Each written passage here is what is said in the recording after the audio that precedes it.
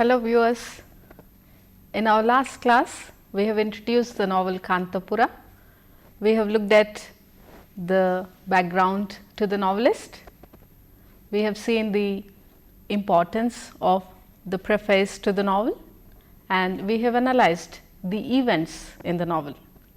In this part, we are going to look at the various characters in the novel.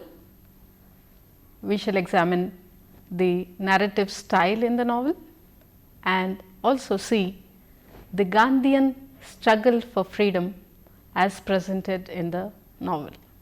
Kanthapura has a range of characters that contribute to the novel. Murthy is the main character who is the village version of Gandhi. Bhatta is the villain who tries hard to derail the freedom struggle. Rangamma is a devoted follower of Murthy and Gandhi. Ratna, the brave young widow, leads the movement towards the end of the novel. Venkamma, Rangegowda are the other characters in the novel. The narrator Achaka is an effective medium of not just conveying a mixture of fact and fiction, but also of narrating in a simple manner. The Gandhian struggle for freedom is depicted in great detail with various events presented dramatically.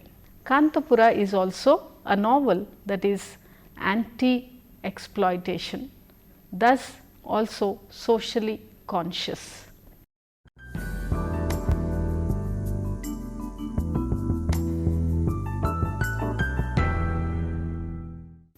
Murthy.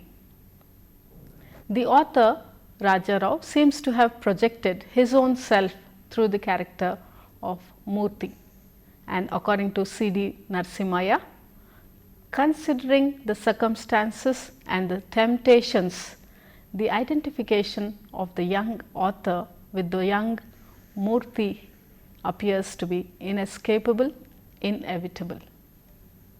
But still, the character is saved mostly due to the novelist's integrity as a man and as an artist, which has asserted itself. It requires immense courage on the part of the novelist to make this idealized character to react the way he does in Paraya Rachana's house. Also, Murthy's capacity for action, which comes rather as a surprise in a visionary like him, saves his character.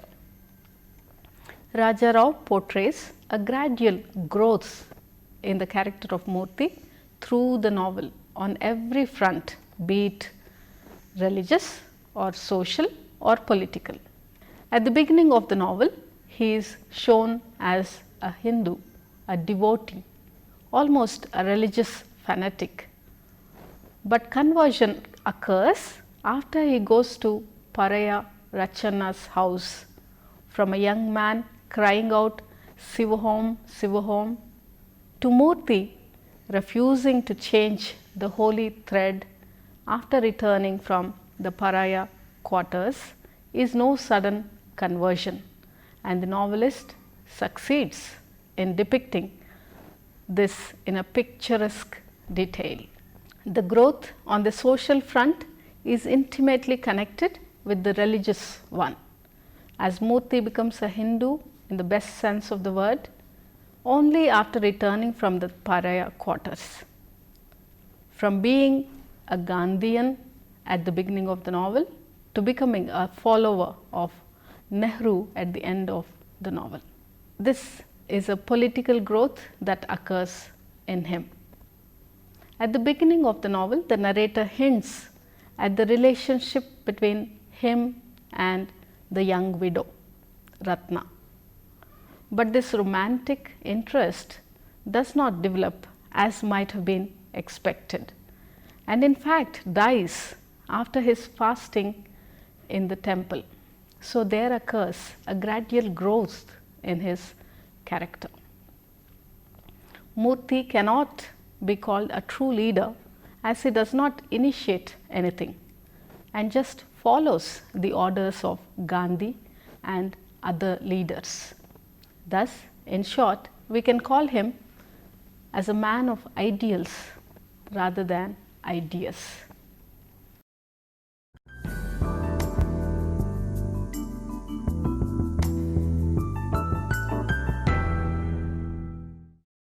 Bhatta, as Murthy with some justification, can be called as the hero of the novel.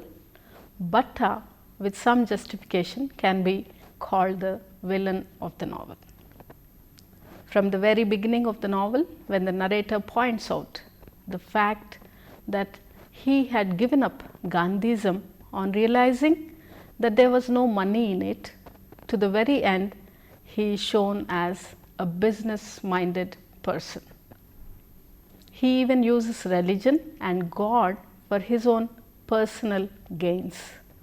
He is against the breaking of traditional values, however absurd they might be, and he is also a bad husband. The novelist tries to humanize him and give him a round disposition. The narrator, commenting on his magnanimous ways when he sends Fig Tree House Rama to the city for higher studies, says, "Not a bad man is Bhatta," and we feel that this is the impression of Bhatta that the novelist wanted to convey. Ratna. Ratna is the female counterpart of Murthy in the Gandhian struggle, and with some justification can be called as the heroine of the novel.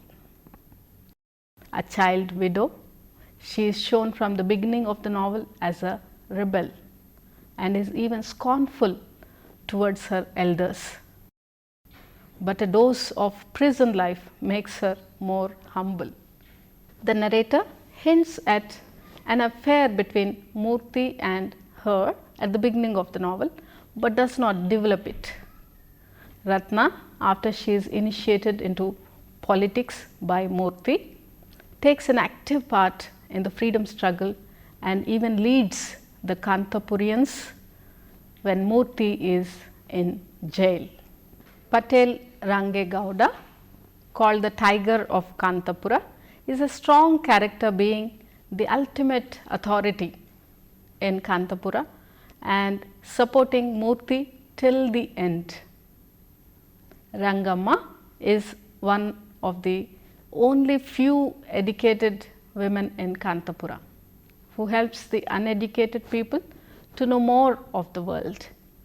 She leads Kanthapura after Murthy's arrest.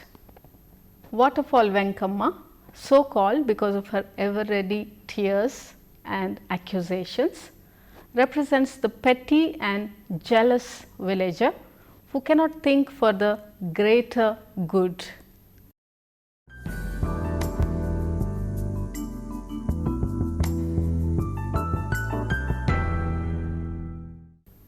Kanthapura's narrative art is to be admired.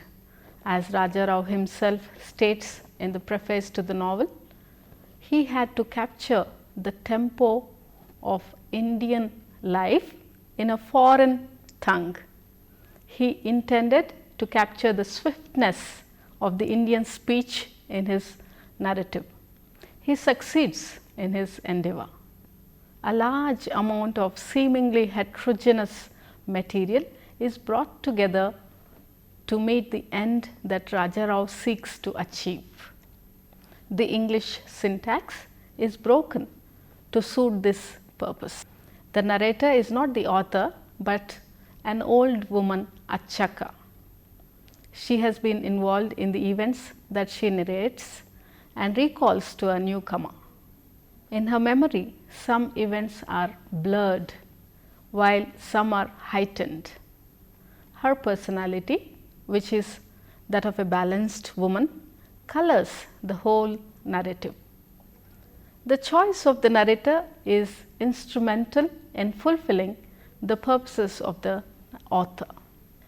The grandmother, the quintessential Indian storyteller, can afford to digress as no other storyteller can.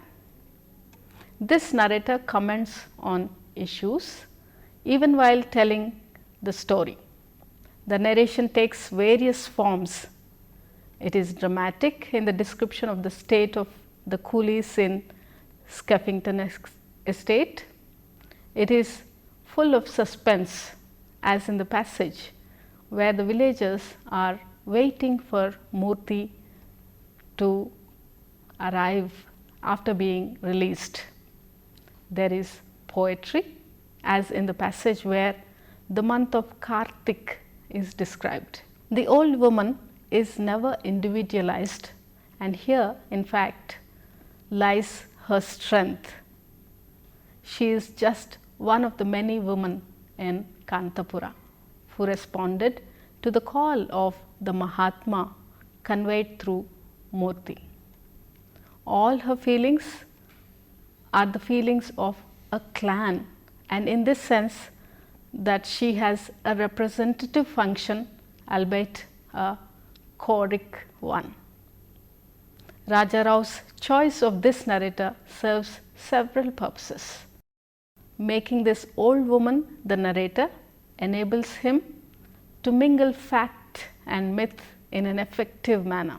The second advantage derived by this choice is that the language used by her is of an elemental quality.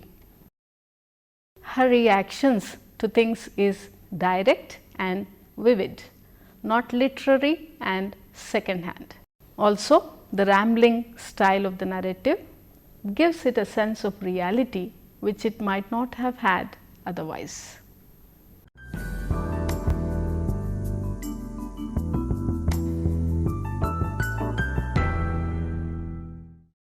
Raja Rao makes use of the mythical technique successfully in Kanthapura.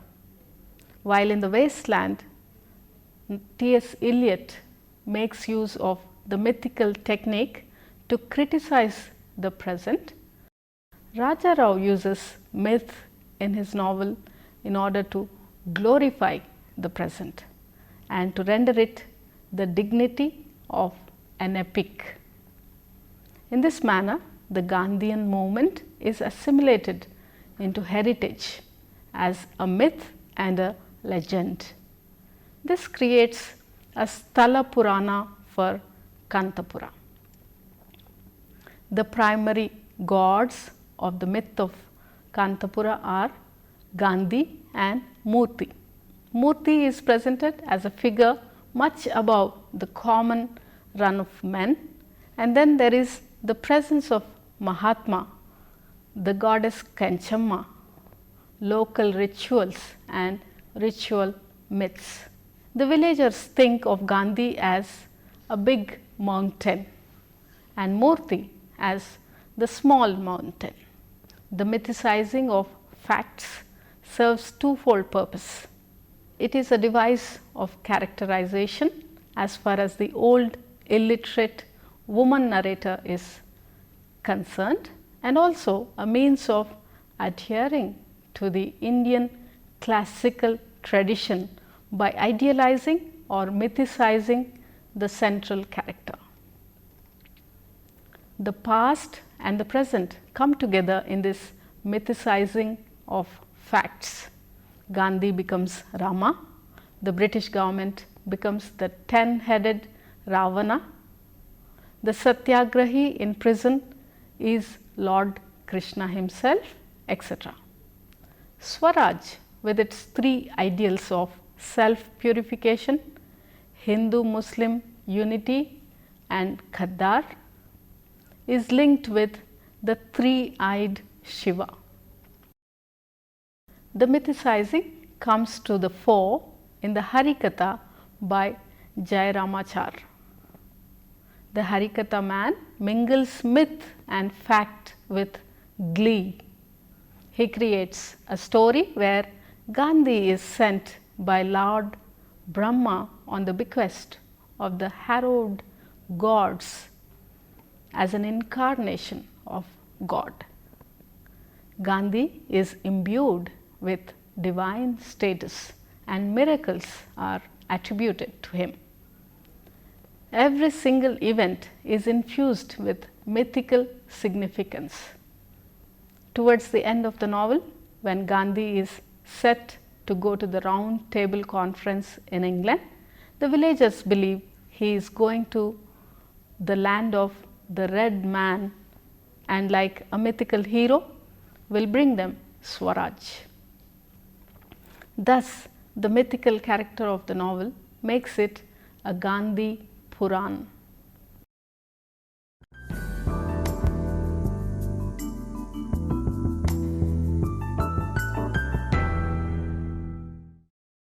Kanthapura is known for depicting the impact of the Gandhian freedom struggle on a remote and obscure village in India. The village is a representative of what happened in numerous villages from 1919 to 1930 in particular, and till Indian independence, when Gandhi transformed almost the whole population of India into an army of freedom fighters. It has been commented upon that there were three strands in the Gandhian movement: the political, the religious and the social, all of which have been woven inextricably into the fabric of the novel. Through the exposition of social reforms such as abolition of untouchability, widow remarriage, the social evils of the age can be discerned. Similarly, the Swadeshi movement of Gandhi is shown to be financially helpful to the villagers. The reader can also see how the religious and the spiritual side of the villagers are used fully for the purpose of ushering in the political freedom. The all-encompassing influence of Gandhi is shown in the conversion of Murthy. Murthy, a student, finds his calling in a vision where Gandhi tells him to lead his people. We do not see Gandhi himself in the course of the novel, but Murthy, Gandhi's follower, is the mini Gandhi in the village of Kanthapura. Even in the absence of Murthy, Rangamma and later Ratna lead the movement. Murthy's shift of allegiance to Nehru by the end of the novel does not change the views of the villagers in general. They still trust Gandhi to bring them the freedom. The various satyagrahas undertaken by Gandhi are mirrored in the movements in the villages. The picketing of the toddy grove, the ban on the toddy shop, the non-cooperation movement heightened by the non-payment of taxes and non-recognition of the government. The parts that describe these read like a thriller. Raja Rao was involved in the Quit India movement in 1942. So, the first person narrative seems authentic. However, he was away from India at the time of the writing of the novel. This gives an objective tint to the novel, which is why he can speak of characters like the old man at the meeting who is suspicious of the outcome of the movement and who speaks of ensuing Ravana Rajyam.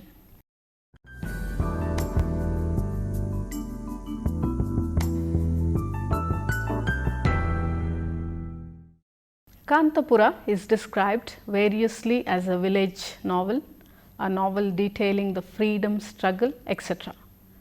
Critics have also suggested that Raja Rao was interested in telling a story, but not interested in social problems.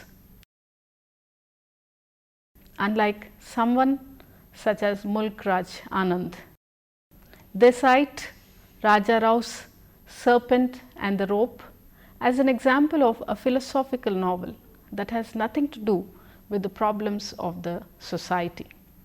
But Raja Rao was socially conscious in Kanthapura, he deals with the problem of social exploitation in great detail.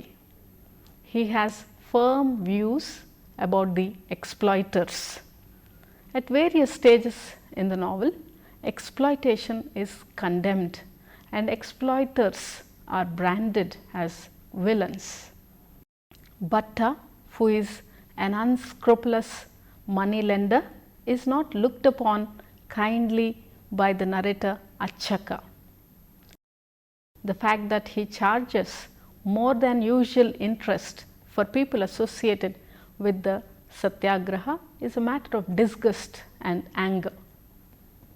The primary grouse of the villagers against the British government is not that they are foreigners, but that it is a government that exploits the common man. Murthy explains to the women of the village that the expensive cloth that they buy is in fact manufactured in India and sold at unreasonable prices. It is to counter this exploitation that Murthy urges the women to produce cloth themselves with the charka. This would ensure self-dignity. Bade Khan, the policeman, also stands for exploitation. He is shown as forever terrorizing the people of Kanthapura. He is arrogant, considering himself as the representative of the government. The owner of Skeffington Estate is also a representative of the imperialist government. The coolies are brought to the estate with false promises and are then exploited. The owner is called the Hunter Sahib because of his tendency to carry a whip to beat erring coolies. The coolies are neither given proper houses nor are they paid their wages. They subsist on the meagre food given to them. The women laborers are exploited sexually also by the owner. The ultimate escape of the coolies from the estate is therefore a joyous event. In this way, Kanthapura is a novel against exploitation.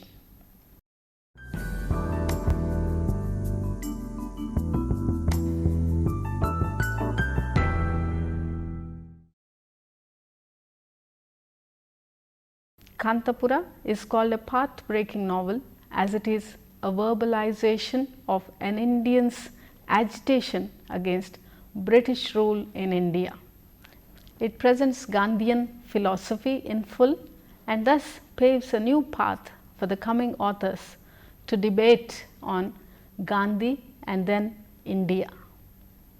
The subject of the novel is something that, apart from showing colonial exploitation and native resistance in the form of a local uprising, exposes the casteist fractures of the native society.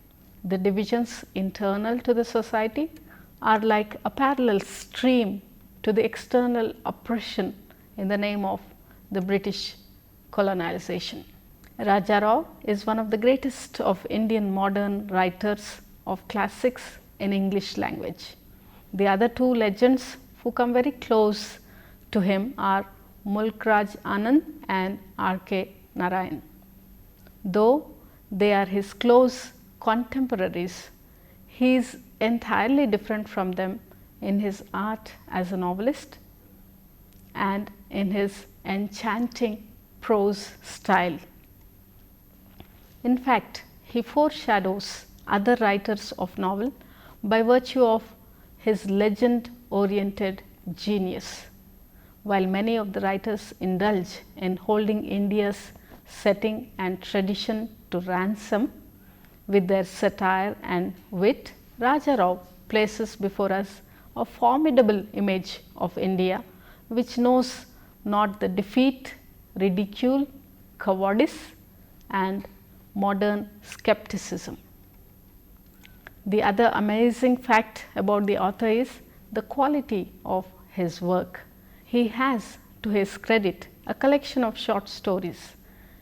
In the first phase, he writes Kanthapura, the cow of the barricades and other stories.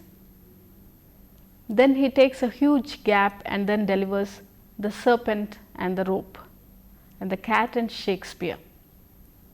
His published work hardly covers 1000 pages, and yet he has placed the Indo-Anglian novel on the world map and has achieved international fame and recognition.